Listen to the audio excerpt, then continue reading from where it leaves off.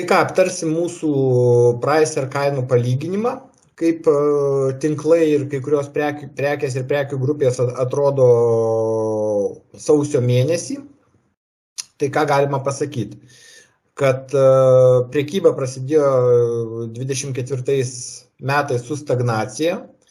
Tai yra nuo praeitų metų paskutinio ketvirčio jau nebuvo dviženklių augimų, tinklai mažmeninės prekybos tik tai augo 4-3%. Ir pas kai kuriuos gamintojus ir prekybininkus gimė auksinės mintys. Produktų savikaina krenta, bet daugiau neparduodam, todėl pinigų srautai krenta ir kodėlgi nepadidinus kainų. Juk 22 metais vartotojas labai lengvai suvalgė visus pakėlimus, tai kodėl tai turėtų nepasisekti ir 24. Nes visiems didino, biudžetininkam didino algas, kitiems didino neapmokestinamą minimumą, didina minimumą, tai lyg ir gyventojai, kurie daugiausia pinigų išleidžia maistui, pinigėlių turės daugiau, tai jie ir nusprendė, imam šitus pinigus. O pirkėjams duosim žaidimų, nuolaidų, medalių, užsakomųjų straipsnių ir kitokios propagandos. Tai gale paminėsim porą pavyzdėlių, o dabar prie mūsų kainų tyrimo. Tai vidutinis pigiausių maisto produktų krepšelis elgėsi taip. Jis Lietuvos parduotuvėse palyginus su 23 metų gruodžio mėnesio brango 42 centais arba 0,6% ir buvo 10,92 centais pigesnis, tai 14% pigesnis nei praeitų metų sausio mėnesį. Jeigu atkreipsit dėmesį, kad praeitais metais sausio, vasario, kovo, balandžio mėnesiais jisai buvo pikinėse reikšmėse ir pradėjo leistis. Taigi mes dabar šį periodą lyginam su pačiu aukščiausiu kainų lygiu. Jeigu žiūrėti, kas vyko tarp prekybos tinklų, tai pagrindinė konkurencija vyksta tarp Lidlo ir Maximos. Tai Lidlas kažkiek kainą padidino, Maxima mažino 80 centų ir išlaikė pirmą vietą. Rimi su savo elektroninė prekyba irgi jis stovi 3-4 vietoje. Barbora šiek tiek kainą sumažino ir liko 5 vietoje. Norfa pigiausių prekių krepšelį mažino taip pat virš 2 eurų ir liko 6 vietoje. Iki didina kainų krepšelį, toliau lieka 7 vietoje ir Last Mile'as iki internetinė parduotuvė taip pat didina kainas virš 2 eurų ir lieka 8 vietoje. Kas įdomu, kad tarp brangiausio iki internetinės parduotuvės krepšelio ir pigiausio Maximos yra 20 eurų arba 35% skirtumas. Tai parodo, kad labai svarbu rinktis protingai ir tikrai galima sutaupyti, nevažinėjant į jokias Lenkijas, toj Lietuvoje, jeigu gerai pasirinksi prekybininką.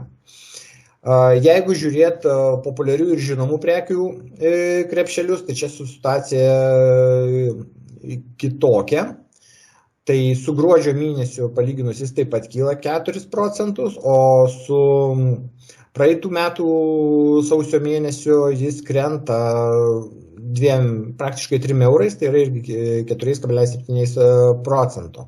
Tai žinomi prekių ženklai, jeigu žiūrėti į to krepšelio kreivę, ryškiai nori grįžti atgal prie maksimalių reikšmių, kurios buvo irgi praeitų metų pradžioje. Kas vyksta konkurencijoje tarp tinklų? Tai Norfa kiek padidina kainas, bet vis tiek lieka pirmoje vietoje. Tai čia reikia atkreipti dėmesį, kad Norfa jau ne pirmą mėnesį yra pirmoje vietoje ir tai jiem padeda ta taktika, kad jie žinomus prekių ženklus perka alternatyvių būdų. Tai yra arba ne iš lietuviškų platintojų, arba perka tik tai akcijiniu metu, kad užtikrinti savo pirkėjų pačią žemiausią kainą. Tai rezultatas matomas. Maxima su Barbora taip pat didina šio krepšelio kainas 2,32 eurais ir dalinasi 2. ir 3. vietą. Rimi didina kainą beveik 4 eurais ir atsiranda 3 reitingoje vietoje. Rimi, elektroninė Rimi parduotuvė, taip pat didina krepšelio kainą 4 su viršum eurų ir krenta į 4. vietą. Iki didina kainą eurų lieka 6 vietoje ir jų elektroninė parduotuvė irgi 90 centų, skaityklį eurų padidina kainą, lieka 7 vietoje.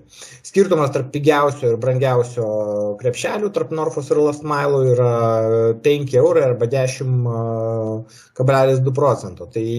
Tai rodo, kad konkurencija tarp prekių ženklų nėra tokia didelė kaip tarp pigiausių prekių.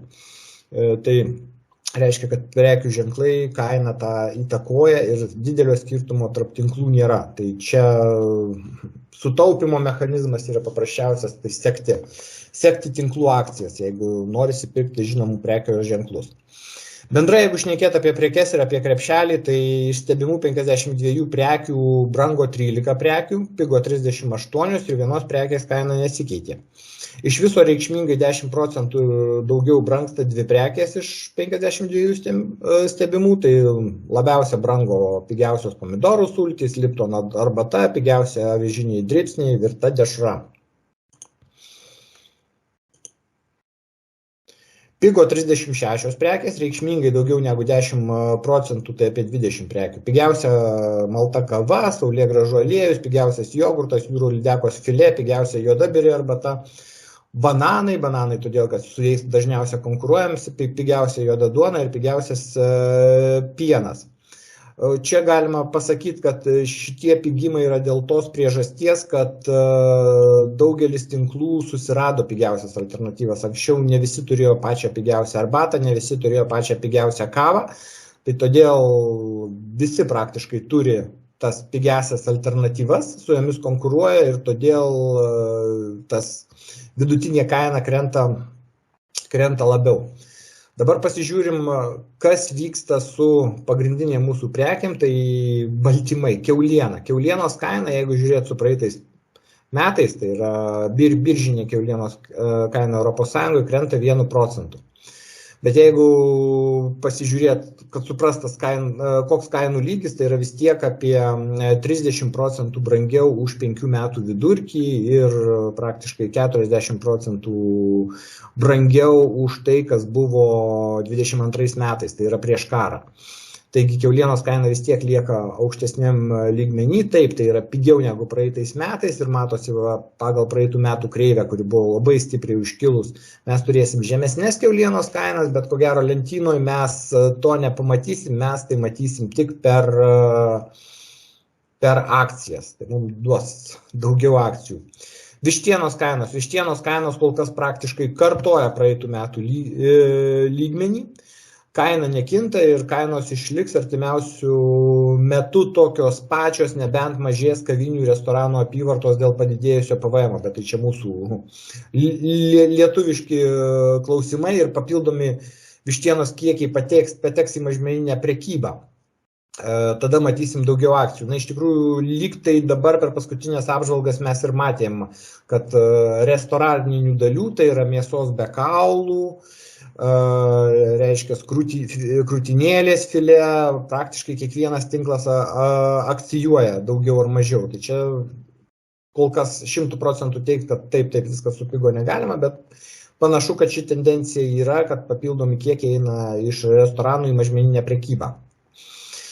Su pienu labai įdomu, pieno supirkimo kainos Europos Sąjungoje 20% mažesnės nei praeitais metais, o lietuviško pieno supirkimo kainų vidurkis vėl mažesnis su Europos Sąjungos vidurkį. Praeitais metais, kai pieno produktai labai brango, tai Lietuvos pieno augintojams buvo mokama virš netgi Europos Sąjungos vidurkio. Įdomiausia, kad pieno supirkimo kainos Lenkijoje yra apie 10% didesnės nei Lietuvoje. Tai Lietuvoje kažkur superkama vidutiniškai buvo praeitą mėnesį po 42 centus, Lenkijoje 47, Europos Sąjungos vidurkis yra 45. Ir mes savo tyrimuose matėme, kad lyginant sausį su gruodžiu vyksta pigiausių gaminių, kurie dažniausiai yra iš Lenkijos kainų augimas. Tai varškė ketvirčio kilogramo anksčiau buvo 99 centai, net per visus kainų pikus, dabar jinai yra 1,5 € ir tai palietė pigiausią sviestą ir pigiausią pieną. Tai esant tokiai situacijai, kaip brangsta pigiausi, ko gero to pasinaudos prekybininkai ir gamybininkai su lietuvišku pienu. Jie irgi bandys truputėlį pabranginti. Ko mes galim laukti artimiausių metų? Kaip ir minėjom gruodžio apžvalgoje, kai kurie tinklai, o ir gamintojai nepasiekia 23 metų lygio apyvartų, o tai vienas iš tokių svarbių punktų versle, kad visada lyginamasi, kokie buvo praeitų metų rodikliai ir visada nori uždirbti daugiau. Todėl vietoje ekonomistų prognozuojamos defliacijos, taip jie čia mėgsta šnekėti apie žaliavas, kaip viskas pinga, bet mes matom, kad verslas nori sukti tolimesnio kainų augimo spiralę. Tai yra, kad prie praeitų metų kainų pridėti dar 50%. Ir tai mes labai gražiai matome prekiniuose ženkluose. Čia kaip mes pateikėm pavyzdį, kad toliau brangsta Coca-Cola, kad duona, kuri dėl pigesnių grūdų, pigesnės elektros lyg tai turėtų pigt, bet jie nuo pačio aukščiausio lygio, kaip pasiekė, taip ir lieka. O ir ko norėt, nuo 19 metų praktiškai jau praėjo 5 metis, mažmeninė maisto prekyba turėjo gerus apyvartų augimus. Pandemijos metu jie susirinko uždarytų valgyklų, kavinių, restoranų dalį. Po pandemijos prasidėjus karui ir kylant kainom, kai jos kainos maistui kilo 40%, net krentant fiziniams pardavimams, jie sugebėjo pasididinti piniginius srautus, taip, jie kiekių pardavė kažkur 10% mažiau, bet pas juos apyvartos kilo 20-30%, grinai dėl kainų augimo, tai jie bando tą pačią sėkmės istoriją pritaikyti 24 metam. Ar tai jiems pavyks, labai priklauso nuo to, ar pirkėjai savo piniginę palaikys tokį elgesį. Na, kaip ir minėjau, pirkėjam pinigų valdžia kiek galėjo, tiek išrašė daugiau, bet daug kas dabar priklauso nuo koks bus bedarbystės lygis, o jis yra augantis. Bet kokiu atveju artimiausiu metu mes kažkur iki balandžio mėnesio pamatysim šitas tendencijas ir bus tikrai labai įdomu pasižiūrėti, kas bus toliau.